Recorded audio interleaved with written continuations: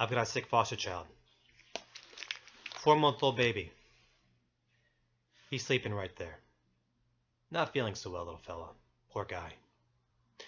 When you have a foster child who's sick in your house, you need to document it right away. You need to let your child's social worker know ASAP if the little fella or the teenager, whoever it may be, is not doing so well. Let's say the child fell off the bike. We've had a lot of kids in our house who've fallen off the bike and they get a scrape in their ankle or bruised knee, bloody elbow, whatever it may be.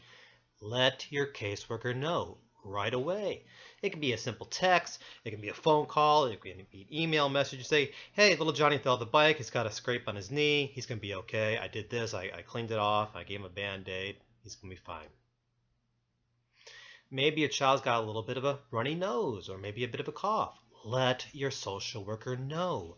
Get it in documentation. Why? Your social worker is responsible and you need to be protected as safe as well. Just get it in documentation.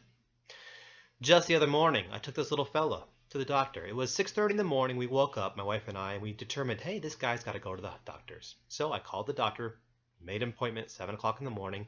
On my way to the doctor, I called the social worker up and said, okay, I'm going to the doctor. I'll let you know as soon as we're done what happened.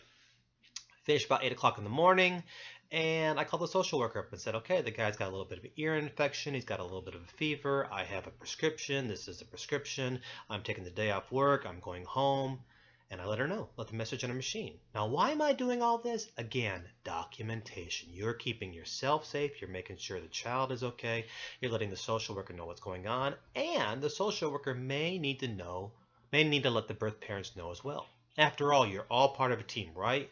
Yourself, the social worker, and the birth parents, all part of a team looking out for one person, your foster child. Can it be exhausting at times? Can it be overwhelming at times? Is it one more thing to add to your list? Yes, but you need to do it. For Foster Care 101, I'm Dr. John DeGarmo.